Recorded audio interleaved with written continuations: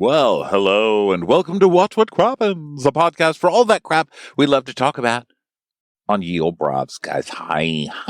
I'm Ronnie. That's Ben over there. Hi, Benooni. Hi, how are you? I'm doing so great. I'm in the car office today. Today they're putting up a fence, and I have a front row view to watch them put up a fence. So That's what I'm going to be doing during this recap.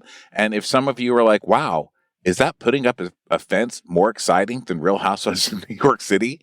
Sometimes. What can I tell you? But here we are, and both things are wonderful. I'm grateful for both things, both the Real Housewives of New York and these fence people. Ben, what's going on with you today? Well, I am also grateful for your fences. Good fences make good neighbors, right? Isn't that what they say? Fences is also a great August Wilson play, although a little bit depressing. And a very good adaptation of a film as well. Also, it's the second half of the title of a great TV show starring your nemesis, Kathy Baker. Picket Fences. That's true. Yeah. Yes. One of our first bonding points was over Picket Fences. Yes. Great show that I think younger generations are not aware of because it doesn't seem to exist anywhere on TV. But we're sure keeping the younger generations here right now. I'll tell you that. Let me tell you something. If we need to talk about Costas Mandylor, I'm here. So is that was his name? Costas Mandylor? Was it I don't know, Mandylor? But you missed your chance. So everybody, welcome to the show. Today is a super exciting day because we're all here. We're all here together. Okay. You can watch us on video over at patreon.com. That's also where you get our bonus episode. Sorry, I'm just laughing because I'm such an asshole. I'm so sorry. No, I'm laughing because I just remembered. I just had a sudden flashback of going to a bar once in Hollywood, and Costas Mandylor was actually there, and my friend took a photo with him. Great story. You should put that in definitely put that in your book. Who was like, I got to get a photo with Costas Mandylor. Definitely put that in your book. It was my friend Michelle, who you know. So you can now imagine the entire image. Okay, so Patreon is where you get the videos, the episodes. It's also where you get. You're seeing it. You're seeing Michelle, who we went to Ireland with. You're seeing her going just your up to celebrity Costas. Stories are always the best celebrities. You're like, wait. So one time I was on an escalator and I saw Kathy Baker. Well, no, awesome. Then what happened? That was it. I honestly it was really exciting. I think a story about how you saw Costas Mandylor at a bar and then your friend said, I would need to take a photo with him. I think that's enough of a story because I think the Costas Mandylor of it does all the heavy lifting. That's true. And also I love his World Market. I go there all the time. Okay, so yes. So go to Patreon for video. Also, if you don't want to pay for Patreon, we totally get. First of all, Patreon is annoying because Patreon. But the way we set up set up in the very beginning, and so it looks like it's per episode and that we're greedy fucks. We're really not that greedy. We have big instructions there that say set your amount. That means cap your amount in your settings. So cap it. If you pay one time, you get everything. So if you pay for one video, you get all the videos, if that makes any sense. Anyway, basically, you don't have to. You can just say, "I only want to pay $5 a month," and that's then you it. can do it. You get all the bonuses. That being said, we're streamlining the whole process anyway, and soon this will not even be an issue. It'll get better. It's like the Trevor Project for websites. It'll get better. It gets better. So that, and also the bonuses right now are Below Deck Sailing Yacht. We've got too much on the schedule. We moved that one over, not because it's the least or the worst or whatever. But we still love it. It still gets full, fantastic recaps. It's just something had to go, and that was it. Well, so that's over other there. Other shows are already in the they're already mid-season, and that one's just starting up. Right. So go over there to get those. And also, if you don't want to pay for Patreon, all of our videos become free for everybody 1 week later over on YouTube. So if you want to get a sampling or you just want to spend a Saturday cleaning and having our big heads bobble around on your TV, bullshitting about housewives, go watch all of our YouTube videos. You are going to fucking love it, people. Okay, let's get into it. That's enough Costas and self-aggrandizement. Enough Costasing Mandalorian, everyone. So what's really funny to me about Real Housewives of New York is that I'm surprised how much I'm enjoying Sai this season. Like this doesn't, I just never saw a path forward for her. And yet I'm enjoying her. I'm actually also on her side. But what I'm even enjoying more is that last season when we had our reboot, there were, I swear to God, AI bots on Twitter that were like, yes, Bryn is everything. Bryn is mother. You know, like whatever her tagline was about, like, make me mad, I'll date your dad. Everyone was like, that is iconic. Oh my God, the new cast is amazing. She's so great. Blah, blah, blah. And I was always like, I find her to be relatively annoying. And like at times, I think she can be actually a really great housewife, but like a lot of times I find her to be annoying. I'm so relieved that when I went onto Twitter last night to see what people are saying about the show, everyone has finally come around and everyone's like, she's the worst. She's so annoying. They're like, she's just like sex kitten or like spoiled brat. And I am I love that you're relieved that someone's getting so much internet hate. I have to say, and I'm not just being contrary for fun and just because I'm a Mary and because it rhymes, but because I find I like her. I mean, I liked her last year and I like her this year. I think she's exactly the same as she was last year. I think my biggest shock is that everyone's acting like, oh, Bryn sucks now. Bryn has not changed. She has not changed. At all. She's exactly the same as she was last year. So I'm confused as to why people, I guess what you're saying is that it was probably bots or something. But aren't we kind of as gays sometimes bots? Because I feel like sometimes we're like that, where we're just like, yes, we all read each other's Instagram. We're like, oh my God, we like this today. Like, oh my God. I guess the whole world is like that. Not just the gays. I'm just a gay. So that happens to be my feed. But I was reading a thread the other day of someone going off on how much they hate Bryn. And everyone was totally dogpiling on. And then a gay came in there. And he's like, whatever. She's gay coded. We don't need you to like her. She is mother. She is like literally. It was like we're always joking about. She is mother. She is icon. And I thought, well, good for the gay. You know, we'll hold on for someone we love. You know, we will. We will definitely hang on. I don't know that she's one of my gay icons, but I enjoy Bryn, and I actually feel bad for her that she's getting so much hate right now. I don't think she's done anything to deserve it. I'm not cheering that she's getting hate. I actually, believe it or not, as much as we like will shit on people, I am aware that these people are humans, and I do kind of feel bad the idea that someone opens up their internet and their Twitter and then they're just like, people like, I hate you. You know, like, I'm not cheering that she is receiving hate. I'm cheering that people are finally realizing, you know, like, well, there's not like, it's just her, like, there's not much there. You know, except there is there. Actually, that's what's frustrating is that there is there, but she just masquerades it in this sort of like annoying put on persona. And when she drops it, she's just so much more compelling. And so I'm glad that I feel like last year everyone's like, oh my God, she's like talking about sex. And she has a funny tagline. She's like, mother, she's iconic. And I'm like, no, she's like annoying and moronic. I don't know. I like her. I find her charming. And she does do the, you know, whole like, she does do that whole thing, but she does it well, I have to say. And all of the people that do it, she does the caricature pretty well. So I like her. And also I feel bad because, you know, everybody knows that she's so sensitive. Like she literally will come on and comment, not on our page, but on other things being like, oh my God, why are we, getting pissy, or how dare you call me a sugar mama or a sugar baby or whatever. She reads it and she gets upset. So I don't know. I feel kind of bad for her, but at the same time, meh. Also, she's kind of a mystery that's already been solved. So it's weird. And I'm so sorry to bring this back to a CBS old person show, but those CBS old person mysteries, they still play, like they make, like Elsbeth. Elsbeth is like a character from The Good Wife, and it's just like a quirky lady that no one ever sees her coming because she's just a lady, so she's always underestimated. I think those are so cute. Like, I love Elsbeth as a character and all this, and I watch that, but they have this thing where it's one of those where they show you the murderer at the beginning. Why are you laughing? Because I'm talking about Elsbeth. I can't wait to see how you're going to draw a parallel between Bryn and Elsbeth on CBS. So Elsbeth, so they show you the killer at the very beginning, and it's hard to stay involved in it because you already know who the killer is, and it's watching the killer try to get. And a lot of them do that now, so they don't have to write a compelling mystery. A lot of the mystery shows do that. And Bryn is like that. I mean, in season 1, she totally came on. She's like, "Oh my God, I'm just a girl. Nobody sees me coming."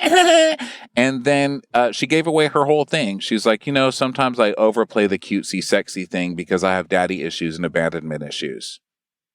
And I was like, oh, okay. So now it's like watching the rest of the episode of Elsbeth. It's like still kind of the same cute character, but I already know the mystery. Like there's nothing more there. You know what I mean? Like bring me the Kathy Bates Matlock. That's what I'm saying. No, not the Kathy Bates Matlock. It's not good. I loved it. Really? I didn't. Yes. I was really. I didn't like it.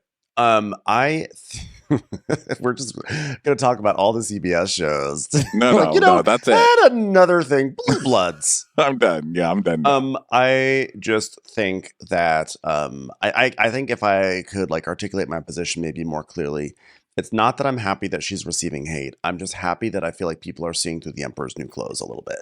And I feel I get you. I get you. You don't have to explain. Seen, You're clear. You know? No, it's not. It's just for people who are listening who might still, I was like, she's a moron. She's really not a moron. I think she's actually very smart. Welcome to our show. We're going to be doing it the rest of the episode, so yeah. Don't worry. Anyway, Costas Mandylor. What an actor.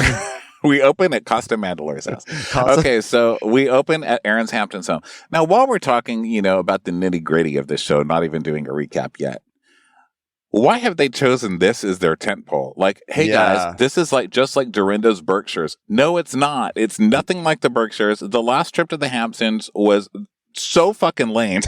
It was terrible.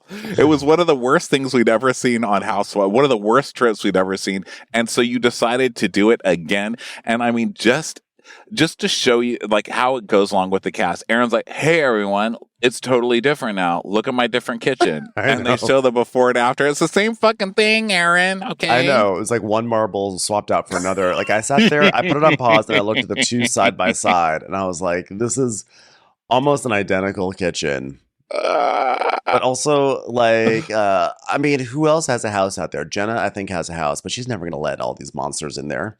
And who else has a house? Does anyone else have a house out there? Maybe Becky Minkoff, Squint Palace. But I don't know. From last year, it looked like only Erin and Jenna. So it has to be Erin by default. Yeah. So sad. Yeah, but why do they have to do it? You know what I mean? Go somewhere else. So it's just like, don't return to the scene of the crime, I guess is my point. I do think it's appropriate that Erin lives in a place called Sag Harbor because that really just represents her personality sometimes. A sagging harbor. Drag Harbor would be fun, I guess. Sag Harbor. Yeah, Drag Harbor would be too. Sagging Harbor is just like a sad place where you end your fun cruise. You have to come back to the harbor. Normally harbors are beautiful and wonderful, but when you say Sag Harbor in the context of Erin's personality, it's just like the worst aspects of a harbor. Yeah. Just sadness and strange smells. Erin is the worst harbor for sure. She's the worst. She's the harbor that they show during hurricane footage. Like, look at those boats. She's a saggy harbor. There's always a newscaster standing knee deep in Erin on a hurricane. There's always a newscaster standing at the edge of Erin with an umbrella saying, "There's still people out here. They've told everyone to evacuate." Okay, so she's on the phone with Abe, and she's like, I'm really making an effort this time because everybody was so upset last time about the food. So now there's food, and then we see the counter, and there's a cornucopia of charcuterie. And then there's like a tray of like Subway sandwiches and stuff. Yeah, it was admittedly, I clocked that food. Before she even said it, I said, oh, she brought the food this time. She's like, I'm not going to let these people take me down. There was a lot of food. So that's good, it must be so weird to be like in the middle of something that you just don't understand that well, Like, it's like me just standing in the middle of a room, or it's like me standing in a gym, basically. Let's face it. It's like me standing around at all the workout equipment, It's like when Costas Mandylor auditioned for Elsbeth. It's like, well, it's not really your lane. He auditioned for the title character. It was weird.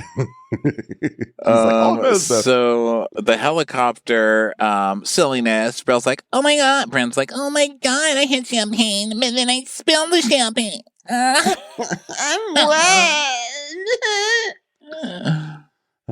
And then Sai. I'm wet now. You made me wet. What is Jenna here? So while she's soaking up all that champagne, Then Sai and Uber are driving, and they're having some sort of like, I can't tell if this is real banter or like, look, we're having fun banter, but they are driving, and Uba apparently on her side has super high heat, and Sai is really upset. She's like, why you have the heat so high up there? Why you gotta, I can't drive, it's too hot. I'm gonna pass out on the highway. You're a terrible driver. I'm going to give you 0 stars. How could you? I need the heat. So then there is a game between them called Hangry. Yes, kind of funny. And thank you, by the way, thank you, producers. This is what we call growth. Sai brought this gag game, or I think she actually later said it was her lunchbox, so it may have actually been her lunchbox. Whatever it was a box that said Hangry on it. It was in the center console, and the producers spared us like a moment where she like held it up and did like a whole interview thing where like, this is my thing for Hangry. I was like, thank you for just like letting it be there in the background and we could just move on. Yeah. It's unlike this moment right now. Yeah, because this cast acts like they've been on for 20 years where they're already doing the greatest hits. You know how the Real Housewives of New York regular went on that trip show or whatever, and everything was like, whoa, you know what? I support other women. Right, everybody? Do you remember when I said that? Hey, everybody, turtle time. Okay. And they're like, oh my God, that's hilarious. And Luann would just be like, hey, girls, let's be cool. Don't be all uncool. Am I right? And they just like did all their greatest hits. And this cast is already doing it. It's only your second year. You guys don't get a fucking, this isn't a cabaret in Branson. You know what I mean? We're not like celebrating your career. Yeah. Also, something that really caught my eye was that for some reason, Sai had an enormous pot in the back seat. And it was never explained. And I wonder if she's ready to cook. She's ready to fucking cook if she needs to over there. Wouldn't you? I mean, psychosis. Psychosis? That's not what I mean. It's psychosis. What is it when you do the same thing over and over and expect different results? Insanity. That's what insanity is. You know, she's learned her lesson. She's bringing a fucking pot. It's like watching this show. It'll be funny this time. Actually, no. For real, I do think it's better this season. It's making me laugh. I'm enjoying it. I will say this. Even though last season I thought was a monstrosity, I had so much fun recapping it. Like, we cracked ourselves up all of last season. So that's not nothing. Anyway, so let's talk more about this pot. Anyway, so they're driving. So Uva's arm hurts because she's stressed, and she's stressed because she has a hot rich boyfriend now. I mean, you just can't fucking win in the world. You know what I mean? I feel like God is sitting up there like, can I do anything right? Is anybody just fucking happy anymore? I sent you all that you gave a shit about in your life. A hot rich person. And you're still bitching? Your arm hurts? Really? Because you have to paint a room? She's like, oh my God, but he's letting me paint a room. That's so much pressure. It's not. Okay? You can paint a room. If he doesn't like it, he'll hire someone else to paint over it. It's not really that big of a deal. Classic stress arm. That's what happens. Yeah, that's it. Like, my arm. Oh, God, I must be worried. Oh, no, I have a room to paint in Greenwich, Connecticut. My stress arm is acting up. So, and she's like, it's so sweet, but I'm also like, are you trying to lock me in this gate? I mean, that is a concern, I suppose. That's a good gate. It's a good gate, though. That's a good gate. Yeah. You know? Get locked. What do they call it when you're in like some like diamond crusted bird cage? There's a phrase for like when you're like locked in. Like, a gilded cage. Gilded cage. Yeah. So it sounds like a bar they'd go to. We're going to Gilded Cage tonight. So, say it's like, well, this is what your problem is, you know, you get opportunities and then you freak out and then you want to throw them away and like, I just want you to surrender sometimes. And, Uber's like, yes, well, yes. I'm so grateful for Oliver. You know, his feet is the most, he has the most beautiful feet. And then she talks about his feet and rubbing them and how they smell and all the stuff that really makes for compelling TV. You're talking about feet now? That is disgusting. What are you talking about feet? What are you doing with his feet? That is disgusting. I'm not going to be able to eat anymore. Just kidding. It's my storyline. What are we kidding? Yeah. Starts like shoving like gummy worms in her mouth. So then we go to Jessel, Rebecca, and Brynn coming to the house. Everyone hugs. Everyone's like, oh my God, you look so great. Where'd you get your clothes? Oh my God, where'd you get your clothes? Oh my God, where did you get your fucking clothes? It's time for a commercial. It's time for a Crappens commercial.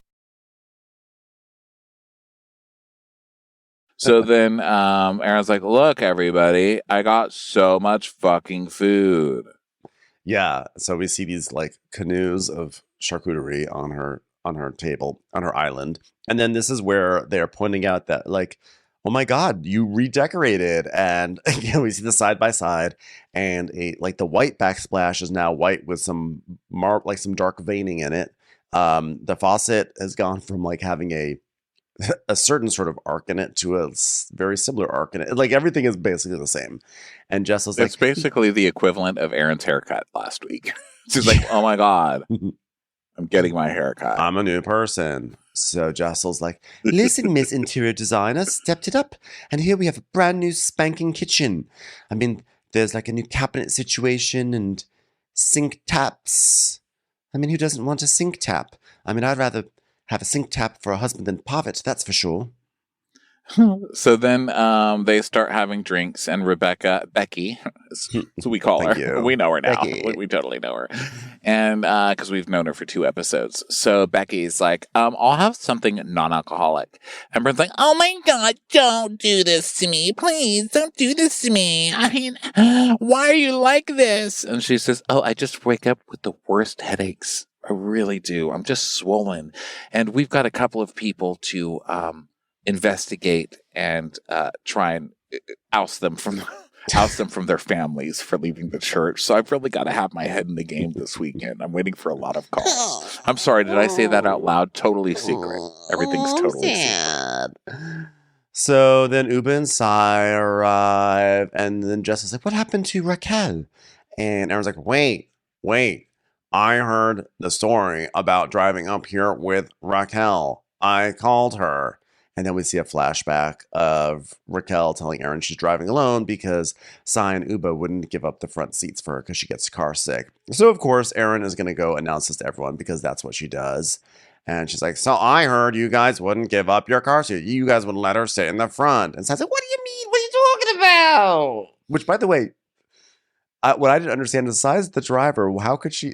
How would she? Like, well, she should not be on the line for giving up her seat because she's driving. You know? Yeah, but I mean, I think it's a front seat thing because I have people in my family, my nieces, they're both like, oh my God, I'm so car sick. And so they always have to fight over the front seat. Like, who's going to be more car sick? Because they know, ever since they were little girls, if you're car sick, you get the front seat. I mean, my sister, when she was still married to my brother-in-law, would sit in the back seat so her kid could sit in the front. I was like, what the fuck is going on? Oh, she's car sick. I said, that is such bullshit. That is such a new thing that everybody's fucking car sick. I'm sorry. It's an epidemic of car sick people. I've never heard it in my life. Suddenly everybody's car sick and they have to sit in the front seat. No, you're a fucking diva, okay? I'm not saying car sickness doesn't exist, but it doesn't exist at this level. There's nothing in the water supply that is making everybody fucking car sick. Come on. I'm not falling for it. And this is a bad sign for this chick that she's already like, I'm car sick. I can't take it. Oh, get the fuck out of here, diva. Okay. Well, can't you find gluten to be allergic to or something else, something that everybody else is jumping on? Does it have to be car sickness? Does it have to affect my seating in the car? Is she helicopter sick also? And also, by the way, if I see her not in the front seat of a car this rest of the season, I'm going to say something. See something, say something. See something, say. And also, I already feel people typing it out. If you're like, if I get any emails like, of course, sickness is real. How dare you? I have it. I'm not saying that you can't have it. I'm saying look around you and tell me that like 70% of the population is suddenly car sick for no reason. Get the fuck out of here. Here comes the email. Dear Ronnie, first of all, I say this with love. I'm such a huge fan of yours, but when you went on about car sickness, I felt like that was so insensitive. I can't even hold a Matchbox car without wanting to vomit. It is real. Yes, it's going to happen. It's going to be like, it's when you were talking about Republicanism and car sickness. Okay, just pick a lane, Well, that's the problem. People are changing lanes too much. Yeah. It's making me vomit. Anyway, so Raquel, I feel like this is a terrible angle for my breasts. I'm going to change my angle. By the way, the irony of you ranting about people being in the front seat while you were literally recording from the front seat of your car. Fuck yeah. And if my niece came in here like, I'm sorry, you have to record in the back seat or I'll throw up. I'll be like, throw up. Okay, just This do is it out my the fucking office. window. Throw up so I at least have proof for once in my life that you're really car sick. Everybody's fucking car sick. Her dogs are probably car sick too. Probably actually. Do you get car sick on motorcycles, by the way? Is that possible? That would be terrible, right? That's really the worst place to get car sick. Maybe you're just allergic to something at that point. So anyway, so she didn't ride with them because she gets quote unquote car sick. She also didn't take the helicopter because I don't know why not. I think it's fair to say she just doesn't really like anyone on the cast yet. So she just wants to be by herself. That's what my takeaway is. Yeah, I think when you're really rich and you have a luxury car, the thought of spending all this time driving with a bunch of people you don't really know in the back seat, like having girl time, may not be her thing just yet. You know, she needs to warm up, but also you just joined a cast of people, so you need to show the fuck up and get in the car. No one's going to get to know you driving alone, listening to your book on tape that you still have to return to the Cracker Barrel a year later and then pay a $90 fee for. Okay. Dune. So Erin, she's like, sorry, I need to see what happens with Paul. So I did finish Dune, by the way, in case anyone was wondering. Oh yeah. I finished it when we were in Europe.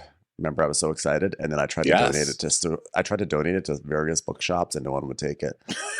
They're like, I'm sorry, this is the most difficult book ever. We don't want to put even the people that buy discount books through this. Okay? Well, I also was like, oh, here's a place for used books. So I walked in, and all the books were like from 1612 because it's London. You know, in America, the old books are like from 1988. Like Rush Limbaugh. Well, no, the if you could have seen this man in his sweater looking at me when I was like, do you accept donations? And I thrust forward my copy of Dune, my paperback copy of Dune, which had been like wrinkled from being carried around in my bag for so many months. It's like this pop culture thing, and every book in there is dusty and old and leather bound. And this fuddy-duddy looks at he's like, I'm sorry, we will not take that. Yeah, I will not take it. Unfortunately, and you're also American. Please leave. Well, don't say I didn't try, Costas. So it's good to see Costas working. Uba and Bryn come in, or Uba and What's Her Buns come in, and Sai, and they're like, "But where's Raquel? Is Raquel coming?" And so they're talking about all that. You already said this part, and Sai's like, "Oh my god, what the fuck? I've literally been here for 2 seconds, and I'm feeling awkward and with Bryn as it is. And now I have an issue with Raquel. Jesus." Makes me not want to eat ever. Just kidding. I mean, who am I kidding? I'm angry. It's right here. Trademark. Bryn's like, Is she like crying in her car, driving here, listening to the podcast? I'm like, that sounds like a great time to me personally. I know. I love that she gets a podcast diss in there. It's like, Oh my god, it's very crying listening to podcasts like sad people do. Oh. Like a car, like driving a long distance by yourself is like the time to cry and listen to things. fuck yeah. This is my dream. I go to the Home Goods in Glendale just so I can have time to sit there and listen to a fucking podcast in my car. I love it. Yeah. So shout out sad, to everyone isn't it? who's listening to us on the LIE. Driving and crying. Yeah. By Especially the themselves. Hampton special gold star. So let's see. So I was like, Wait a minute. Hold on. Okay, hold on. I've got evidence here. All right, look, it's a phone. It says, look, I said, we're driving. She said, hi, do you have room for one more? I said, let's ride. You're going to have to meet me at the house, though. She says, what time? I said, 9:30. We're driving. She says, my only problem is I get really car sick. I might have to drive. That's it. I said, can you take Dramamine? Non-drowsy ones? Does that work for you? Car sickness is the worst. Get some Dramamine. And she's like, see, I told her she could come. I'm like, yeah, but to someone who's very delicate. I mean, this lady's like, I'm an artist and I collect art. And I told you in the first recap, I read her bio on something. It's like, one of the first queer artists of the blah, blah, blah. The way she talks about herself, she seems very self-serious. And when you're telling someone who's very self-serious that they just need to stop and get some Dramamine, they're not going to take that well. They're going to be like, oh, well, I guess that's all I had to do. It's not a serious condition that I'm dealing with. I'll drive myself. Thank you very much. Yeah. So, I mean, that looks like I was like, this looks like pretty, pretty damning evidence that that there was never any request to sit in front seat. So then It is, yes. So then Side's like, yeah, I never heard back. So like, that's weird. So they're talking about this, and Uba's Rebecca's like, it's not like you left without her. I mean, why is she acting like that? Like, yeah, what's going on? What's going on? And Uba's like, oh my God, do you believe this? Telephone! This is a foreshadowing of Uba's later meltdowns. There's something about her and telephones on vacations that really makes her go wild. Telephones are a trigger for sure. So and Aaron's like, I just felt really bad that everyone's driving separately. And then Jenna drove alone too. And so I was like, yeah. Okay, what's the room situation? All right, let's just get to that. Let's get to that while these self-drivers are still trying to get here. Jesus Christ. So then we see footage of Sai getting stuff out of her car. Like she's getting like a rack. She's bringing out her pot, like actual cooking pot. And then Jenna shows up. They're like, hi, Jenna, and everything. And everyone's sort of showing up. And then Brennan's being like cutesy with Jenna and stuff. And then, then Brynn is asking if everything's good with Uba because she was like bummed out about like the fighting or whatever. And Uba was saying that it's been a tough 3 months. And Brynn's like, I'm sorry. and Uba's like, no, by the way, I was really upset when I found out you left your party,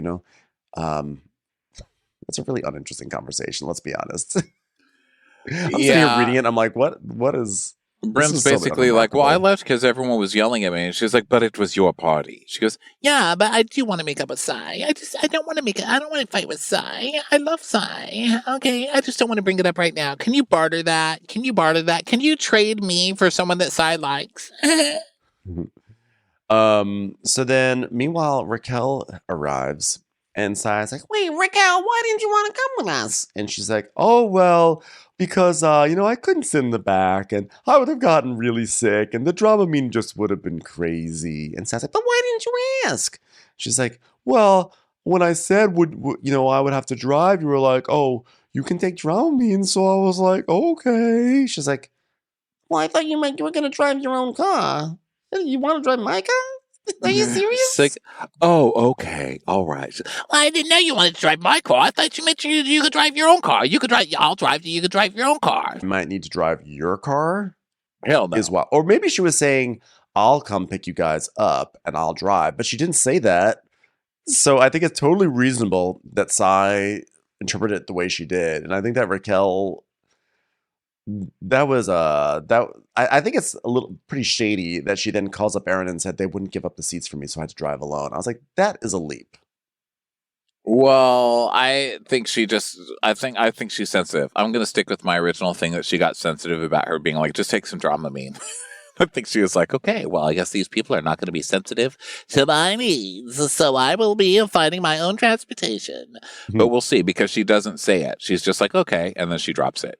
She's like, a misunderstanding, and I'm like, you're not going to last, okay? Because you drove alone, and now you're not going to have a fight when you were probably being sensitive. So I need more from you. I'm gonna say that right now. I'm gonna say that right now, and make an effort. Probably for the rest of the season. So then Brynn Uba's trying to now facilitate a Brynn and Sai kind of moment. And so she's like saying, are you going to talk to Sai, to Brynn? And Brynn's like, well, I'm trying Uma because I'd rather do it sooner because I don't want to be awkward. I just want to fucking have friends with us, but like, I don't want to come back like with anger. I do come back wet. So then Uba's like, well, what would you say? And the thing about Uba is she's saying all this. She's making Brynn talk about it. But then she's going to act like, oh, my God, no one will stop talking to me about it. You're literally making her talk to you. You're kind of forcing the issue. Like, what are you going to say? Why did you leave? Why are you going to... You're kind of doing the arguing for Sai. And then you're mad that everybody's dragging you into it. It's weird. So then she's... Sai comes over and basically they call her into a talk, right? Yeah. And so Uba keeps everybody else away. Nice. And she's like, hi, Winnie Pooh Pooh. I haven't seen me. Haven't talked together. I'm just a baby. You can't be mad at a baby. Do you have any milk in your boobies? Brynn, seriously? Okay. Stop slobbering on my shoulder and just say what you gotta fucking say already. Jesus. I want us to be friends, and like I want this to go really very quickly, and like I don't want you to feel like upset at me and for any way that I've hurt you, and I just want to be like, I just want to say like that all the ways that I've hurt you, like truly to God, like I think you've expressed into me, and like I'm just like really sorry, and like I don't want to hurt you, especially because I'm so wet. So size. Size like She's like, I really appreciate your apology, but I feel like you never even heard my side. So again, like we're kind of like brushing things and my feelings under the rug, and you never even heard me talk to you. Like I was furious at your party. Why? Well, I really appreciate that you invited me there, but like Jenna told me that you told her that I hate her. I hate her. Like she said, I hate her, and so like I'm like, what were your intentions by saying that? And she goes, Okay, Jenna. and she calls Jenna to come in. Oh my God, Jenna doesn't need to be there to clarify anything. Sigh, you said you don't like Jenna. You admitted to Jenna's face that you don't like Jenna. Bryn, you did go tell someone some fucking gossip and tried to start some shit. Why are you guys still fighting over this? Why? I don't get understand why the conversation is not. You know what? I never said that I hated Jenna. I said that she like annoyed me, and I've gotten over it, and I've talked to Jenna about it. But it frustrates me that if I told you that in like a cone of like trust when I was venting, that you went and told Jenna, that felt like a betrayal. Just say that, Right. and then It's not even and then, about and then the actual Bryn can situation. Bryn can just say, I understand that, but she was hearing it from all ends. So like I happen to be one of many people. So like, yeah, probably shouldn't have done that. But just so you know, like when you talk shit about people, it's going to get back to them. And that's squashed. Which is basically what Jenna does. She's like, oh my God. So Jenna comes and she's like, uh-oh, hi. Oh God, hi. Hi, it's me, Jenna. Oh, I don't know. Am I on TV? Are those cameras on? This is so awkward. And Sai's like, Okay, I said, Jenna, who told you that I hate you? And she goes, oh, well, I didn't specifically call Bryn. I didn't say Bryn. I didn't say the word Bryn. She goes, you did, Jenna, you did. nope. I didn't say the word Bryn. And then we see her say at the party, this girl over here. And she kind of shrugs her shoulder and points behind her. So Yeah. technically she did not say the word Bryn. And if this season is going to come down to people squabbling over one word, It will. I'm going to have a problem. Okay. You said it, Jenna. You fucking said it Yeah, too. Now you're full of shit too. Jenna's didn't take you lying. long. And she's like, listen, the number of people who have given me feedback and said to me that you've said things about me, like, it's just out of control. She's like, well, I understand that, but Bryn was one of them. And she goes, well, I'm not saying that she wasn't one of them, but I certainly didn't highlight or call her out. And if I did, I don't remember that. And she's like, well, You you did did. do that. Yeah, she's like, you did. And then she tells us, Bitch. Listen, what can you do with an old lady who can't remember anything? So she mean. is so wrong for that. She's so wrong. Like, Jenna's like only like 7 years older than Sai. Yeah. She's so wrong for that. But also, I love that she's like, I wouldn't say anything like that. Why would I? Fucking old lady, stupid old lady. Crazy old lady who has to wear those originals. Yeah. Did you What watch am I going Elsbeth? to do? beat her up. What'd you say? Do you watch Elsbeth? This isn't a Kathy Bates show, you fucking idiot. Pay attention. So she's like, what am I going to do? Beat her up till she remembers? I mean, I got to let it go. I'm not the problem, okay? You're the problem, Bryn. You're the problem. No, you're also the problem because you're going around saying, I hate Jenna. Also, I find it funny that everybody hates Jenna, but nobody will just say, Jenna, we don't like you.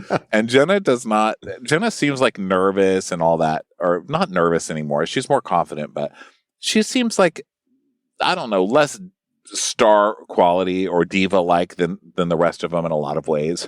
But I love that Jenna's just like, okay, so basically you're saying everybody here hates me. Okay, well that's fine. Can I get back to the charcuterie? Sounds great. Literally just bought a $250,000 car, so Yeah.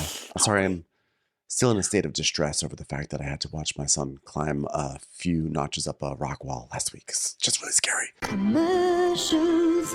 Here comes one right now. So Jenna's basically like, well,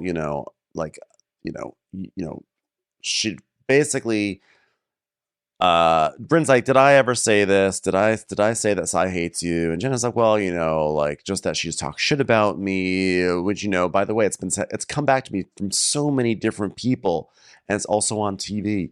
And so, but Bryn's like, So when you told me on multiple occasions, Sai's talking shit about me, people in my circle say Sai's talking shit about me, Sai. So after and Bryn actually starts to explain what her reasoning, but then Sai interrupts. She's like, oh, then you added in? and Bryn's like, well, she's like, you're going to make this about like, oh, you can just jump over the fact that blah, blah. And they just start to bicker in a whole different direction now. Right. And what Bryn says actually makes sense. That Jenna was saying, I keep hearing that everyone hates me. and this girl was like, yeah, it's true. Sorry. Whatever. That conversation sounds a lot less damning for sure on Bryn's part. But we know it's not because they all gossip. So that's the problem. Like you can't get mad about this petty shit if you're all going to do it. We're going to be here all day, So then, Bryn's like, okay, I'm sorry. It eventually gets to like Aaron saying, comes like, now. Now Aaron comes. Or Aaron, Sai's talking to Aaron. Well, but no, Aaron's sort of sitting in there and like trying to mediate, and she's really not doing a good job. And, Bryn's doing this whole thing of like, okay, wow. So like 70 people talk shit about Jenna, like say that you hate her. And then I'm the 71st one. So, oh my goodness. And then Sai's like, why are you so rude? And it was so funny that this whole fight devolved into Everybody hates her. Literally everybody hates Jenna. Why am I the one in trouble? Well, so what? So everybody hates her, but I didn't use the word hate. Everybody else did. I just used the word old lady, stupid piece of shit face that I hate. God, I just said it, didn't I? But back then I didn't. Well, guess what? I took the bus for the first time since I was in my 20s because I lost my purse. And even the bus driver was like, oh my God, are you on that show? I hate that Jenna. What an idiot. I mean, everybody hates her. So Jenna basically is like, Bryn and Sai have some like core wounds that they need to heal. I healed mine by buying a $250,000 Bentley. they have I was core like, wounds. how much do I owe Aaron? And multiply that by 100,000. Or 1,000. So she goes, it doesn't matter whether I told you or Aaron told me. It's actually not the point. The fact of the matter is Sai said it. Got around. Great. Like, who cares? You're the one who said it. It's like, I didn't say it, dude. So she just keeps going on, and she's like talking about all the people that hate her, and she goes, And Sai said it. We were at Casa Chuparani. is that what it's called? Casa Chuparani. Casa Cipriani. Oh, it says Chuparani. I was like, wow, it sounds good to me. Chuparani. So pass those orders around. That means go suck Ronnie. So Oh, I'm a winner in wow. this situation. Casa house suck Ronnie. Bryn is like, Listen, if you had told me you hated Jenna, I would have been like, Jenna, guess what? Sai said it. Because we were on Casa Cipriani and she said it. Because, I love to stir the pot. Trust me. I would have fucking told her. I would have. Okay, I didn't say it. So this just keeps going on and on and on. And so she's just, I'm fast forwarding because I can't. well, I think that actually that point actually gets through to Sai. And she goes, okay, I accept that then. I accept that. She's like, okay. That's great. Like, I get it. And then Bryn goes, Yeah, and you're forgiven for screaming at me because of something you thought I said. and she goes, I'm forgiven. I didn't ask for your forgiveness. She's like, I'm not sorry about that. I love Yeah, she goes, I don't regret it. anything. And Brent's like, Oh, Lord knows you didn't. she goes, yeah, I don't regret it. And Aaron's like, guys, stop. This is getting worse. I have charcuterie. I know it was a lot of money, but don't worry. I have a Bitcoin I can cash out. Oh, wait.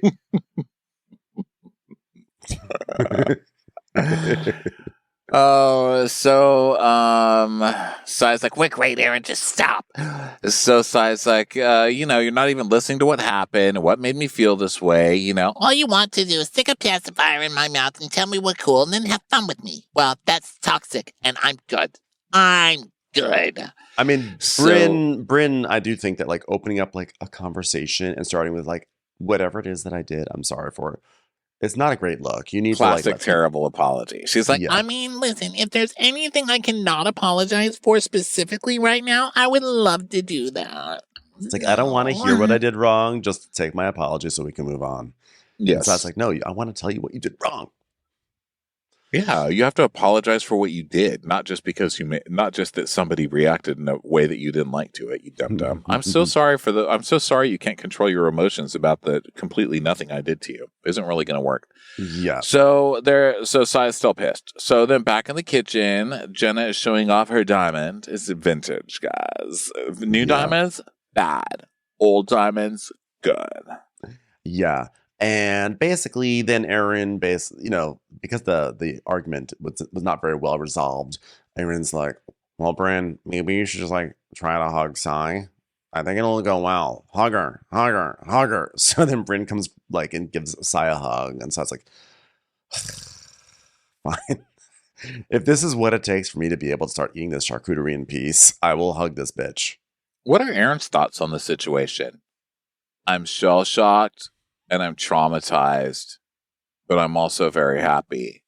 Oddly enough, the look I have for happy is the same look I have for shell-shocked and traumatized. It's funny because tomorrow I am going to be serving my favorite hybrid of pasta and Israeli food, shell shakshuka. So she brings Aaron has gifts for everybody, and they're like, oh my god, gifts. And then Jenna's like, oh, that reminds me, I'm gonna one up Aaron right now because I did it. I got gifts for everybody. So she brings gifts, and then we just hear a little aside where Rebecca's like, oh yeah, I wore a menstrual cup, and then I sneezed, and it just all shot out of me. Like, yeah, she was saying the Diva Cup, and I was like, you know what? I am going to research this before I podcast this time instead of way in during the podcast. So I researched what a Diva Cup is, and now I know. And now her story is much more vivid.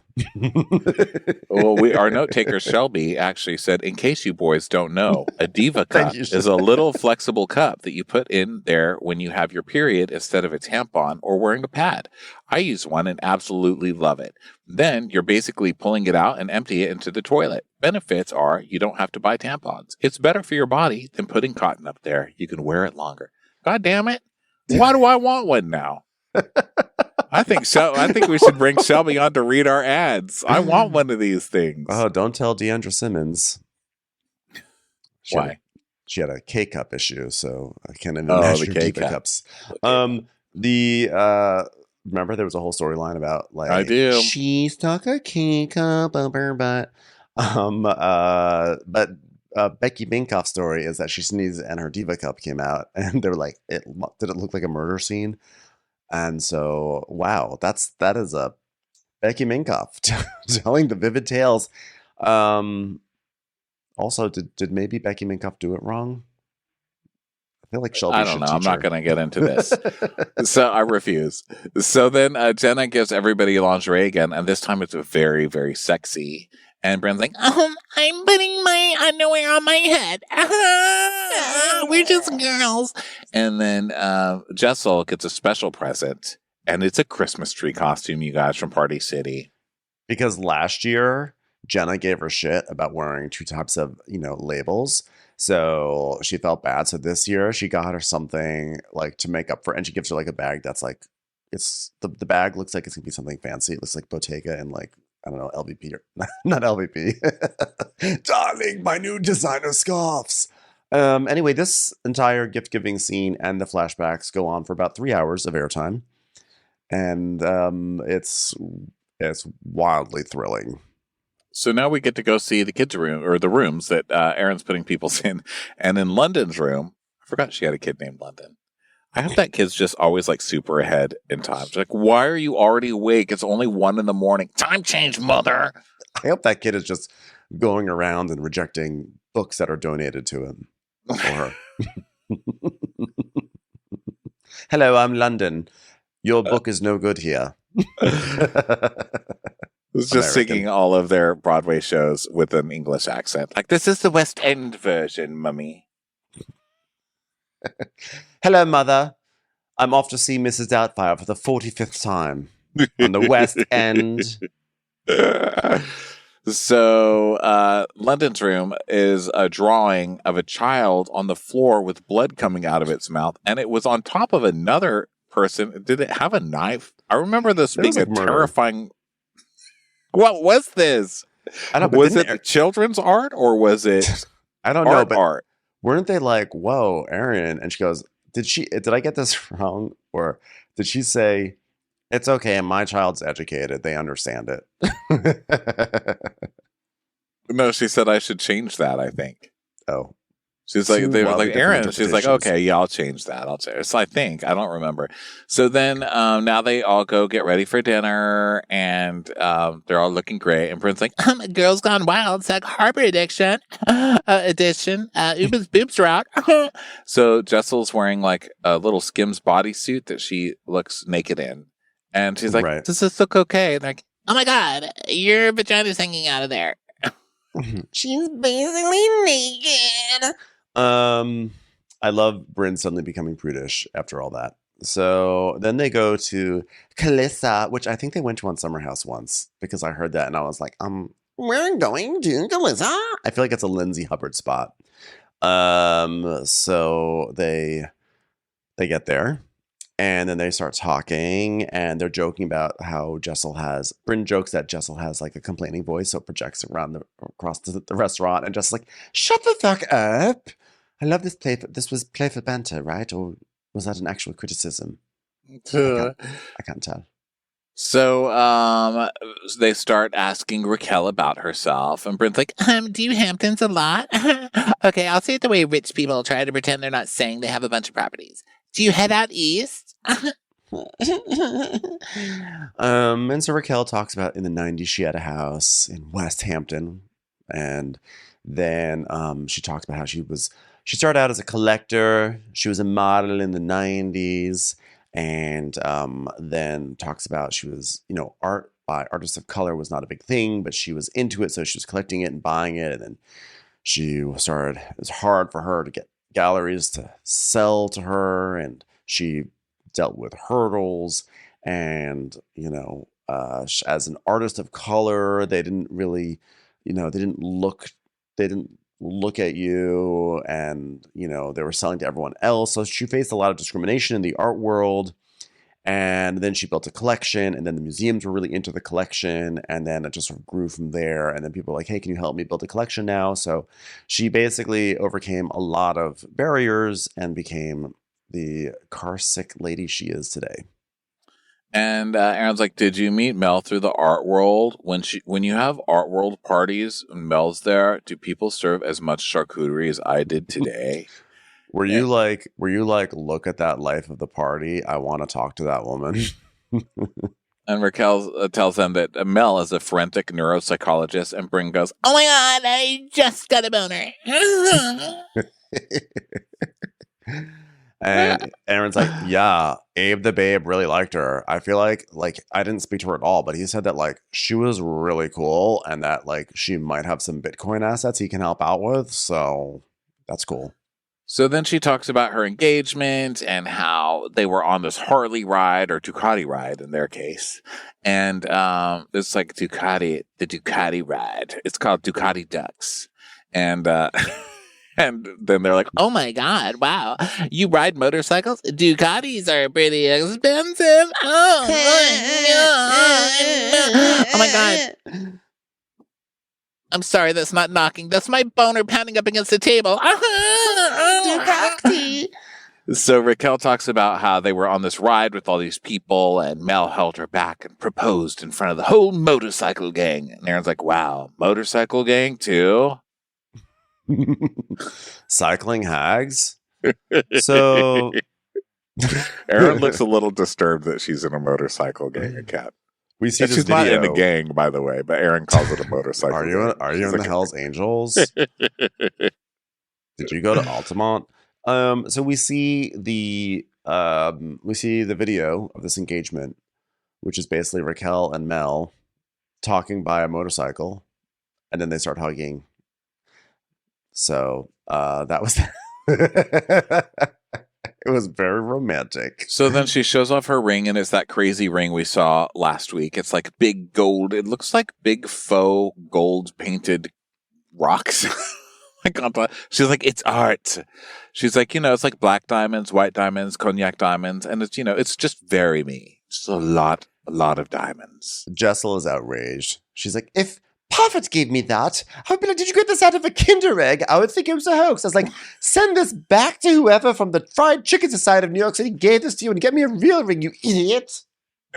Puffett gave this to me. I would be sitting there waiting for him to eat it because it's probably some foodie bullshit that he's bought. And Bryn goes, Is a giant ring specialist? Kudos. so they all weigh in. They all weigh in on the ring. They all give us their opinions on the ring. If it feels like we've been talking about this scene forever, it's because it went on forever. But I do feel like, she's new, so it's important to talk about her backstory. Because it is a cool backstory. It's just the scene just went on for a very, very, very Bryn's long like, time. Bryn's like, I totally thought you were gonna say, I thought the love story was going to be like, then you stopped, but then you got on the expressway, and then you guys had this romantic drive, and it was sunset, and then she proposed. I was like, oh, okay. So was their story not romantic? She's like, oh, so you got proposed to in front of a bunch of Harley people in a parking lot? Great story. Thanks a lot. What the hell? Yeah.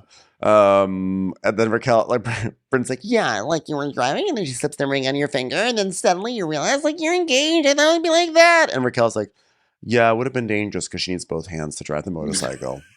She goes, oh, so you're safety first lesbians. I want to be a lesbian so bad. I think it's so chic. Mm-hmm. So yeah, we know Bryn. And so Jenna's like, Bryn, I was 43. I mean, how old are you? She's like, I'm 38. they're like, well, you have time. TikTok, Jenna. TikTok. So then they are talking about their plans for tomorrow. They're going to provisions, okay? Yeah. And Uba's like, I already ordered. And Bryn's like, Okay, well, that was the best story ever. Now we have to put this one on the spot. What about your safety not lesbian who nobody cares about because you're not lesbian, non-chic person? Everyone's like, oh, Scientologist. Becky Minkoff is here. So. I love that, like, Rebecca Minkoff, who is like a really well-established designer. Like, she literally has a billboard on Melrose Avenue. When she was announced on this cast, everyone's like, oh my God, Rebecca Minkoff's about the Real Housewives of New York. Like, what a get. Da, da, da. She's so relegated to like sideline. Like, it's like, oh, wait. Okay. Now Rebecca Minkoff, famous person who's on our cast now. Tell us about yourself. It's just so funny. It's like someone just significantly more famous than all of them. And they're like, oh yeah. Hey, you're here too. Tell us about yourself. well, listen, I'll tell you something, Ben. I don't know her from Adam. What do I know? I don't know What her does she very come much. up with for Old Navy? Nothing. Okay, I don't give a shit. Did she come up with any new heather-colored waffle long sleeves She's for like, the I winter? She literally sure did that, didn't. So I Randy. don't fucking know her. So she can get in line with everybody else. Okay, she's not above anybody. She's listening and squinting with rage at you right now, Ronnie. She's like, Oh, really? I didn't design any Heather Gray waffle for you. Did you not remember the fall 2018 collection? Becky Minkoff for Old Navy. Thanks a lot. I'm Thanks. literally still wearing it, and none of that was yours, ma'am. Stop lying. I'm still wearing Old Navy from years and years ago. I mean, I've been complaining that they don't have cargo pants anymore. I still have cargo shorts from back in the day when they were original, and now they have them back, and they're not the same. And guess why I know? Because I still have some. Okay, they're not Rebecca Minkoff. Becky Minkoff for Old Navy. Okay, so she's like, well, what should I share? I don't know. I was born in San Diego. I moved to Florida as soon as possible. I left. And I was 18. I fell in love with a guy. He had a great apartment. And I was like, we should move in together because you have a great apartment. So. and Raquel's like, story of New York. Bryn's like, Yeah, I feel like I fell in love with a guy because he had a great apartment too. I wish it was a girl. so then she basically tells a story about how she fell in love with this guy. He's like, let's move in together. Or she said, let's move in together. And on the eve of them moving in together, he's like, you know what? I'm not into this. And she's like, well, I just moved out of my place. He's like, yeah, you can't stay here. So she's like, okay. So then she tried to go back to her old room, and she's like, can I have my room back? They're like, sorry, we gave it to Brad. And everyone's like, oh, fuck Brad. She's like, no, Brad was actually like my ex. He's like really sweet. I love Brad. I lost my virginity to Brad. They're like, oh. You lost your virginity? She goes, yeah, I lost it at 16 because my parents had this great deal with me where if they said, if you don't do drugs, Becky, we'll get you birth control. And I was like, no problem.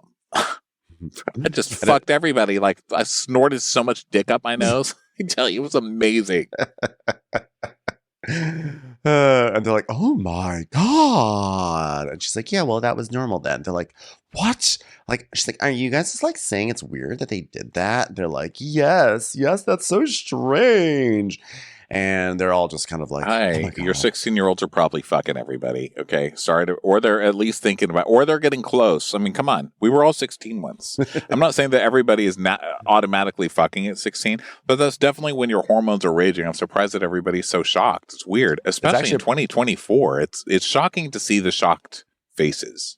It's actually like a pretty savvy move, I think, because it is happening. And I think I would rather make a deal where my kids are not doing drugs and are also not getting pregnant at the same time. And if you're not comfortable, if you're not comfortable having the conversation with them, like, listen, yeah, I'm going to get you on birth control because you think that it might tempt them to go fuck a lot. That might be true. So just start putting it in their cereal. That's what I say. Lock them in a room. You know, Rapunzel. Great story. Okay, so they're all freaked out by that. Well, not freaked out, but they're shocked by it.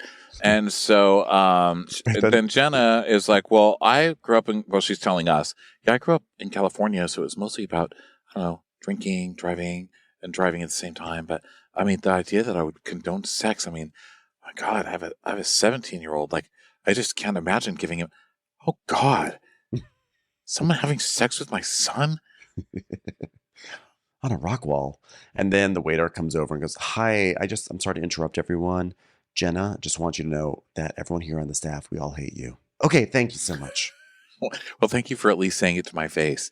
Oh, and so does Sai. God damn it, Sai. Did you say that to them? No, I swear to God. Bryn told us that Sai said that. Oh my God, Bryn, why would you do that? Why did you tell the waiter that?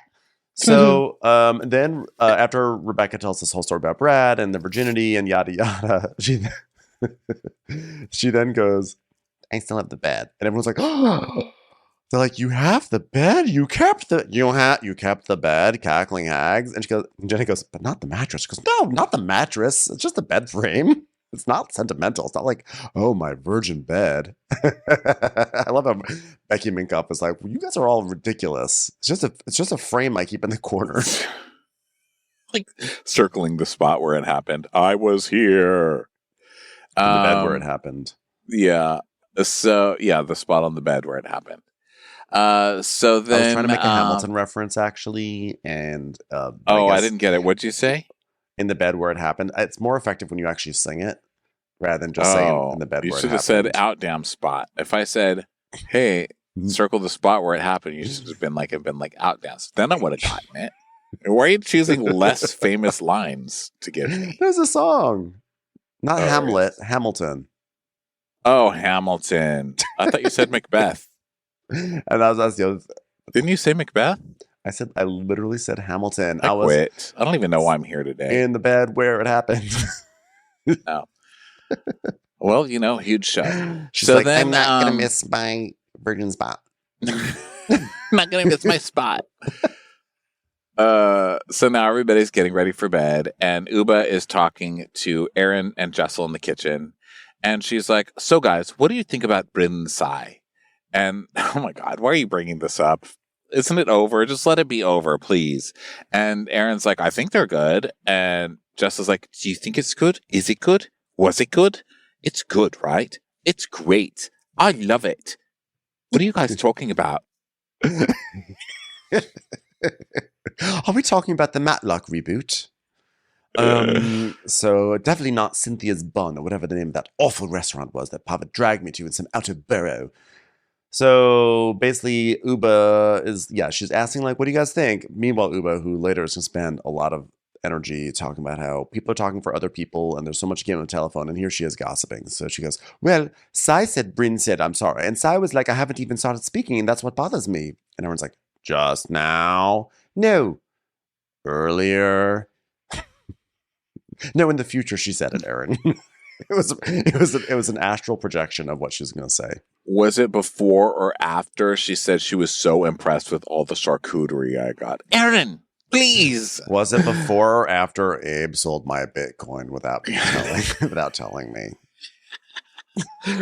So 4 hours ago, Sai and Uber were talking. And Sai's like, I'm never going to win with her. I'm trying to talk to you. You're dismissing everything I'm saying. and cuts back. And she's like, honestly, like the reason she says it's honestly, girls, the reason I'm not opening up, it's not as much fun.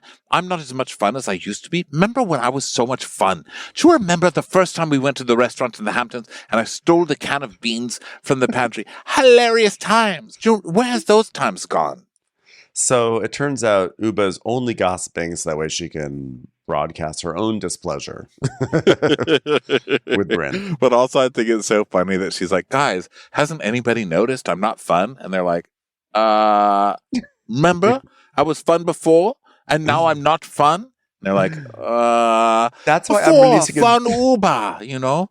And they're like, that's why I'm releasing a new sauce that's not fun. I call it Uber Not. So Aaron's like, yeah, what's going on? You're not as fun. Look at me. I'm also not as fun. And she's like, because I'm scared to open up from, to you bitches. You guys are twisting shit. I'm like, what do you have to open up? Is your stress arm? Is that what it is? So she's like, still mad that they talked about her boyfriend, that Bryn brought up her boyfriend last year. So everyone is pigeon. You're so ready to open up. I mean, please, that's your point of contention. Yeah. Everyone is pigeon. Everyone is saying something pigeon, like pigeon. Jessel's like, does this have to do with what Pavitt's been eating on his Instagram? Because he has done that. It's disgusting. I said it doesn't matter if it's in the middle of a Hawaiian roll. You can call it a squab all you want to. A pigeon's a pigeon. I mean, is it better that you're eating an infant pigeon? I mean, they haven't been on the streets as much, sure, but they're still a pigeon at the end of the day. You could put pickled carrots on it and cilantro and put it in a baguette. Sure, it might technically be a banh mi, but it's disgusting, Pavitt. Put that pigeon away. Everyone's a what? A pigeon. And she's like, yeah, like da da da da da da da da da da da da. She's like making like talking hands, and she goes, "I give you news, but I forgot what I said." And Jessica goes, "You mean the pigeon carrier?" She goes, "Okay, fine, a pigeon carrier. They're all pigeon carrier." And she's like, "I thought I came from Africa, and I thought like Amazon is here, but there's no Amazon. Everything in 3 days. Yeah." That's funny. I didn't hear her say that. So she's like, let me relate this to an antiquated form of message delivery, pigeons. So honestly, she could have just said FedEx ground. That would have made full sense. Just packages going out. You never know when you're going to get them.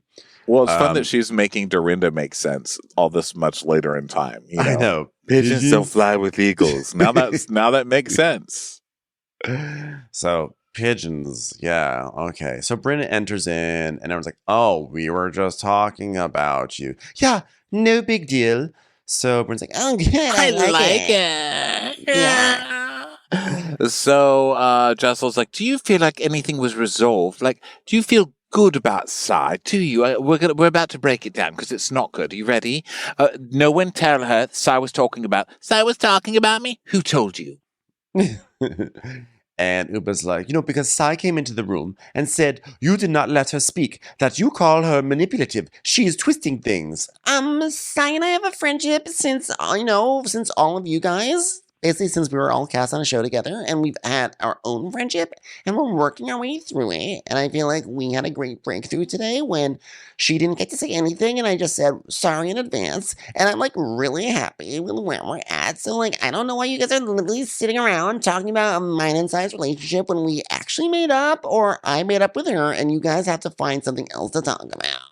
Oh, really? You think I don't have anything else to talk about? Go have diarrhea already.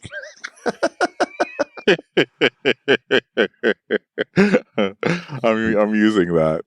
Go get diarrhea. And Bryn's like, okay, well, what else? And she goes, well, that is not the way I was doing it. She goes, then what else? She goes, oh my God, I'm just so fucking worried. All of you guys, when I'm talking, you guys are all lies. And Bryn just goes, Uba, she tells us, Uba, go to bed. You told Jenna that Sai hates you. Jenna that says yes and then deny. All this shit is just not cool. So Bryn is basically like, I don't need Uba in my ear talking about this. Like talking about like, oh, Sai's hurt, and Uba's like, I know what Sai's been trying to do. She's been trying to sit down with Bryn and explain her feelings, and Bryn just brushes her off, and Uba's like, I just feel so caught between. I'm like, you literally put yourself in this position. You opened up this entire conversation, Uba. Yeah. So Bryn's like, whatever, we're just different personalities. And she's like, well, I'm just saying what she said. And it's totally fine when Uba does it, of course. And so they go back and forth for a while. And then Bryn's like, well, boo-boo, she's talked about me. She said horrible shit about me. She's yelled at me in public. I mean, don't even get me started. And she goes, well, then go tell her that. Oh, my God. So they'll fight more, so then you can be more upset that they're fighting. I mean, it's a cycle. It's a cycle. Let's break the cycle, guys. Yeah, Bryn's like, Don't go there with me because I'll get mad. You want to talk about shit? You don't. and Uba's like, I'm not going to start because I don't know. She goes, No, you don't want to. You don't want to. Everyone should be very thankful that I'm super cool and letting shit fly. and she's, nobody's thankful. Nobody's thankful. You don't let shit fly. We're not thankful for you because you're not doing that anyway. So Bryn's like, it's not even your fight, And then Uba's like, if you're mad at Bryn, if you say mean to Bryn, she sweeps it under the rug. And then she finds another conflict with you that relates with someone else so she can be a victim and make a big deal. She never wants to be on the front lines. It's like, well, first of all, nobody wants to be on the front lines. Okay. And why are you choking? Uba's like, Carbon monoxide, bitch. then why are you coughing too? I actually just turned on the gas in Aaron's house. Aaron's like, guys, is someone trying to burn the charcuterie? I'm coughing because I ate too much charcuterie that I provided. So Bryn's like, I apologized, and she said it was fine. Thank you for your apology. And then Jenna looked at her like, are you going to apologize to Bryn? And sorry, everybody, excuse me. And she said, I don't regret anything I did. So you want to go there? She goes, wait a minute, that happened today? And they're like, yeah, that happened. She's like, oh my God. So I'm not getting the full story from anybody on this cast. God damn it. Then Aaron weighs in to us because I'm annoyed with everyone because I got a text from Sai and it was clear to me that she apologized. So Sai's text was basically like, I want to take a moment to express my sincerest apologies for the way things unfolded during our night out together, and the disagreement between Bryn and I was completely uncalled for, and I take full responsibility for my part in escalating the situation, even though she is a total bitch and really annoying. Furthermore, I do hate Jenna, but please don't tell her I said that. Thank you very much. Oh my God, is Jenna on this text? Because that's a group text, right? So, because she's like, to Raquel and Rebecca, I hope I didn't ruin your evening, and I promise this group of amazing women, group is an amazing group, and, most of them, without fancy cars, will probably let you drive. Not me, though, bitches. Aaron goes, so watching Bryn and Sai communicate is like watching aliens on Mars be like, beady boop boop, bada boop boop, bada boop, beady beady bop bop, beady beady bop bop, ba ba da ba. Is that J-Lo? So then Bryn is like, Maybe get the facts before you start, Uba. and Uba's like, I got the fact. And she's like, No, you didn't. You heard someone doing a violin. That's a fake violin. she goes, violin is my favorite fucking thing to play. and Bryn goes, There's other instruments. There's better instruments. I was like, oh my God, now you're coming for the violinists? Viola players are like, please say that we're better. Please. Like, girl, everybody's hating you right now. And you know that there's one violinist listening on the train who's like, I was her last fan. Yitzhak Perlman is furious. He's like, I am such a blind stan. How dare you? Forget it. Guess who is no longer mother? I like Uba. So then she goes, it was like, Bryn goes, there are other instruments, there are better instruments. And Uba goes, no, but violin is better. And Aaron goes, I like violins. And Uba goes, I like violins too. I'm like, you guys are taking a very literal take on this metaphor here. That's what they do. Everything's about one little word. Now it's like, well, why are we talking about violins? I love violins. I love violins. How could you come for violins? I feel like I'm on Mars watching two aliens play violins. Like, and Bryn's like, Everyone needs to chill the fuck out. I'm as chill as a fucking cucumber. I do not like cucumber. I like cucumber. I like cucumber. Me too. She doesn't like cucumber or violinists. I once saw a violin being played with a cucumber. It still sounded good.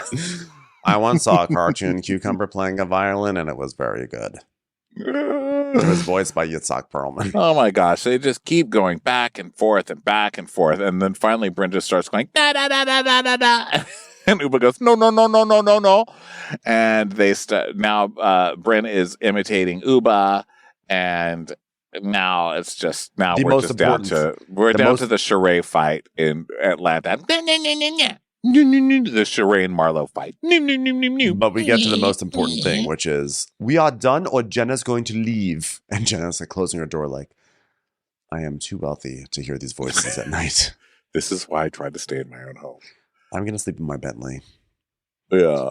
So the next morning, Jenna stays there this time. Crazy. So next morning, Aaron and Brett are like topless, or they're in bed and Bryn's topless. She's like, oh my God, are we lesbians now? Ow, ow. So then, morning stuff. Rebecca and Jessel are making jokes to Pavid about sleeping with each other. Like, maybe I can get a baby girl from her. Mm-hmm. I hope it's not a baby girl pigeon, or Pavid will eat it on a bun and put it on his Instagram. Sorry, Squab. So Aaron and Bryn are in bed. Aaron's like, last night was fun. Isn't this a fun house full of exciting drama that creates memorable TV moments? And Bryn's like, Yeah, dinner was hilarious. yeah, dinner was hilarious at Calissa. What a great dinner. Ha. So Sai spent $1,800 on some kind of a light pad thing, and it's like, Astronauts use it to heal. and we find out it was like, why would you spend that money? And Sai's like, You spend money on going to the spa every week, so what's that? she's like, well, you know what else? Also, sometimes at the spa, I listen to cucumber music. So suck it. We all know best spa water is actually not with cucumber, but with violin. so Aaron's like, so how did you feel about last night? I think the game of telephone just needs to stop. Words get twisted. I think we should all just be more direct with each other. And Bryn's like, Welcome to my world. he's like, are you twisted or are you the twister? A little bit of both. Well, at least you admit it. And then Sai's in bed going, oh, they twist my words. I was like, listen, I can't open up because you're like, I was like, you twist things. All of you guys, you're pigeon with no right address. You're just pigeon flying around with no address. Leaving my food on other people's stoop. That's DoorDash. Whatever. You know what you're like? You're like DoorDash when you're at a friend's house and you enter in their address, but then like 2 nights later you're at home and you order new food, but you send it to your friend's house by accident. That's what you all are, but you're also pigeons doing it. So then Bryn goes to Raquel and Jenna's room and wakes Jenna up with a kiss and humps her in bed. Basically gay. And then Uba is still calling everyone pigeon. Pigeons, pigeons, pigeons. And then the delivery guy from Provisions arrives. Says, see, this is pigeon with a dress. This pigeon knows what to do. Right. This is a good pigeon. Yeah. So they go out, eat outside and talk about Raquel's Porsche. Is it a turbo? It's not. They didn't have any when she was getting hers. So it's just a regular. Embarrassing. That is It's mortifying. embarrassing. It's How could embarrassing. they cast her? She didn't have turbo. Yeah. So then they're just like, they're all sitting outside. They're joking. Bryn's like saying like, do we think Jenna's Bentley's gonna break down? Call back to her a vintage car. And Jenna's like, I'm sure, but I will only travel with Erin, and that way she can get me an Uber home. Hey, wait, there's a note from the guy who delivered Provisions that says, Jenna, we all hate you here too. Wow. See, Sai, this is taking responsibility for things that you say. I'm just saying. So then Brent's like, see, so Jenna does have money, everybody. And Rebecca goes, yeah, are you looking at her wrist? Because, of course, Jenna's also flashing her wrist diamonds. And Rebecca's like, yeah, the girl has money, okay. Oh, yeah, she always wears diamonds to breakfast. And Aaron goes, yeah, she just doesn't like to pay for Ubers. And then Jenna's like, I was just making sure Aaron could afford it. And everyone's like, it's going to become a thing. You know, Aaron's going to be like, did she know about the Bitcoin that Abe the Babe sold? Did she know that I'm not as rich as I thought I was? That was pretty rude of her to do that at breakfast at my house, my iconic mother house. So Uba goes, you see, this is why Sai's not here. Oh, okay. See, you guys, this is why Sai's not here, because of how you're acting. And she's so tired of being used as a pawn. It's like, we're talking about Ubers. We're making Uber jokes. I know. And Like, Jess what is the like, fuck? a pun? Here's a pun for you. Poverty is stupid. Was that a pun? Is that a pun? Was that a pun? No, a pawn. She said a pawn. Oh, a pawn? Yeah. I'll never go into those kind of shops. They're disgusting, really. I mean, who wants to go in a shop with jail bars on the window? Not me. The only one who'd Check the go in there would be cash. the only one who'd go in there would be Pavet, but only if you heard they were serving fried chicken in the back. And so Uba's like, yeah, pawn. And Jessel says, wait, who's using her as a pawn? Is she just a shrimp now, waiting to be eaten? It's a prawn. Oh, right. I forgot what we were talking about. What about Kurt Russell's girlfriend? That's Goldie Hawn. Who? So Uber's like, everything she says gets twisted. And yesterday we were told that you, Raquel, that you didn't even that we didn't let you drive first, but she thought you were going to drive your car. And Raquel's like, yeah, no, that's I know that's what she thought. And it was like, well, I'm telling you, in this group, there's a lot of miscommunicated.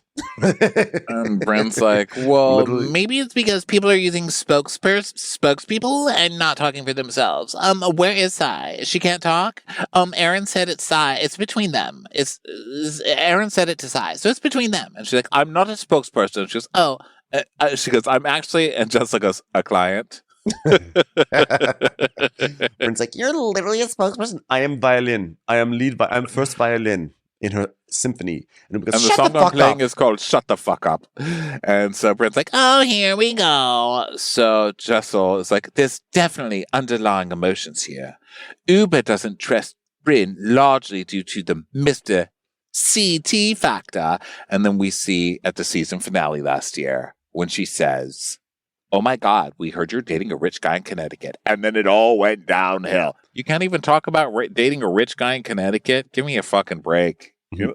Well, I You think can't that do it was. this. I feel like producers need to step in and be like, you can't do this. You have to talk about what's going on at least the most very basic level, or you can get the fuck out of here. Well, I man. mean, she is talking about this guy, but listen, I get Now- why Uba was frustrated then, but I also feel like there's been a reunion. It's time to move on. This is not enough. right. This is not. Yeah, I this is not understand then at the feud-worthy. point, but it's like a year later. It's we not need to like. feud-worthy. It's rude worthy. So then Uba's like, I was actually the person who was supposed to drive here. So I was included in this. And when she delivered the message, it was to Sai and I. So I have the right to talk about Raquel having car sickness. And the only reason I spoke to Bryn the way I did, she was condescending towards me. And when you're condescending, I will meet you with disrespect also. Yeah. So, and I agree that Brent is being condescending with her, but like you're dressing somebody down. So what? And they were also having I like a think nice people have the moment. right to be condescending if they're in the process of being dressed down. You know what I mean? But also, like, Uba, for as much as she's like, oh, pigeons, no one actually saying what's on their mind. What's She's the really one doing happening it. is she is annoyed at Raquel because she feels like Raquel put her on blast, right? Like in a way that was like unwarranted. And instead of sitting down and being like, Raquel, when you text something like that, it makes me look like a shitty person when that's really not what happened. Like, that's actually what her beef is. But instead, they're all joking about the Uber situation. And she's like, this is what's wrong. Pigeons, like Raquel says this about me. I'm like, well, so you're again using another situation to try to just air your own grievances. Now, I love that she's calling everyone pigeons. I think it's hilarious, but I just feel like she's also being a little hypocritical in the process. So then Sai finally comes out. It's like, look at me, I'm sporty fucking spice. And Uba's like, don't say I'm a spokesperson. And so Sai's like, oh God, what's going on? And Bryn just goes, Uba's your spokesperson. And Rebecca's like, She's speaking on your behalf. and oh, so everyone has a wrong address. Everyone tells things that are not true. Everyone misinterprets things. We need to clear our ears out or something. You know, pigeons. Clean your ears, pigeons. Pigeons don't have ears. she goes, I think we need to be respectful in our language. and it was like, no, pigeon. And she goes, Well, we don't need you to yell, shut the fuck up to people. she goes, I'm not talking to you. She goes, well, you need to watch your language. No, I'm not watching my language. Well, watch your language. You need to be respectful. You can't yell, fuck you. She's like, oh, well, you are the biggest pigeon out of all of them here, including Erin, Jessel, and Bryn. Okay, Erin, other big pigeon, but not as big as you. Jessel, smaller pigeon. And, oh, sorry. Actually, I was not even pointing out to anyone. I was misreading the notes. But either way, all pigeons, every single one of you. Yes. So Bryn's like, I don't exist in worlds where it's like, fuck you. Like, that's trashy. That's just like a trashy. Yeah. Yeah, I love Bryn. Like, she got clocked on Twitter for acting like she's like all hoity-toity, and she's like, oh my God, classy, etc. When then she's like, she just says so many things like, I'm wet or whatever. And that's not slut shaming. It's just showing that like she picks and chooses when she's going to be like, a classic lady, So, so then Bryn just keeps saying, let's watch our language, because that's all she's got, but this is a stupid fight. So I'm honestly really on no one's team. I'm just like, please end it. So then Uba won't. She's like, don't tell me what to do. And then Bryn's like, you can't scream at me. Just acting all victimized. And then Sai's like, pineapple. And then Uba stops. And she goes, she like takes a breath and she goes, pineapple, that's for sure. And Jenna's like, wait a minute. What's pineapple? Like, wait a minute. Pineapple. Yeah. Like, you guys have a safe word or what? Dun, dun, dun. And Bryn goes, What is this? Pavlov's dog? that's not what Pavlov's dog is, Bryn. I love Bryn, the fucking book collector, is using every phrase today completely incorrectly. Pavlov's dog is when you ring a bell and the dog goes to eat. Well, I guess that she's sort of saying, like, if you say the word that Uba has like an instinctual response to it. But either way, Jessel goes, didn't Tom Cruise use a pineapple when he was stranded on Castaway, sending his child off to a school that Papa won't let our children go to? Wasn't that a thing? Was it Wilson a pineapple? Tom Cruise stuck on an island with a pineapple. Can't end well. They're like, it was Tom Hanks. Cruise She's like, who's that? Does he have children that go to prestigious schools? So then Bryn's like, oh, so we're yelling safe words? She goes, no, safe word is for sex. Am I having sex? And Aaron's like, well, someone's getting fucked. That was a good one, guys. Come on. That was a good one. Hold on, let me call Abe the babe. So Jessel's like, well, what's your safe word during sex, Aaron? And she's like, well, it was Bitcoin, but that's kind of over now. Jessel's like, you know what my safe word is? Zucchini. Everyone's least favorite vegetable. And Jenna's like, I can't imagine saying zucchini during sex. It's not happening. So it's just like, okay. Everyone's just kind of trying to get over it, but it's awkward. So Aaron takes Uba to go for a walk. And Aaron's like, listen, you're really taking the size stuff into yourself because you care, right? She goes, no, I'm not taking it in. She goes, well, I just don't want there to be a blow up, and it's happening, and I think Bryn, she's going to blow up soon. She goes, you know what? Good luck. Blow up, pigeon.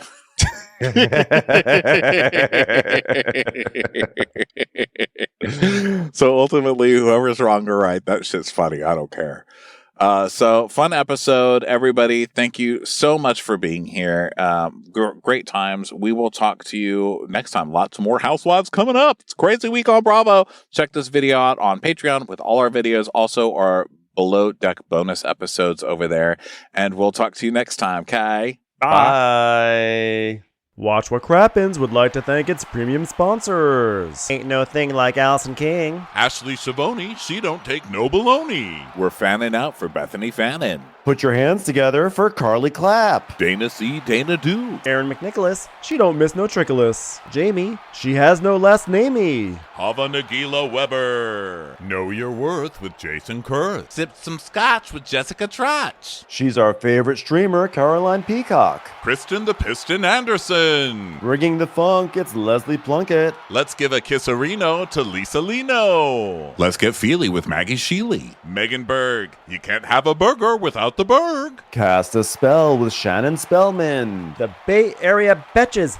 And our super premium sponsors. Somebody get us 10 cc's of Betsy MD. We're taking the gold with Brenda Silva. Let's get real with Caitlin O'Neill.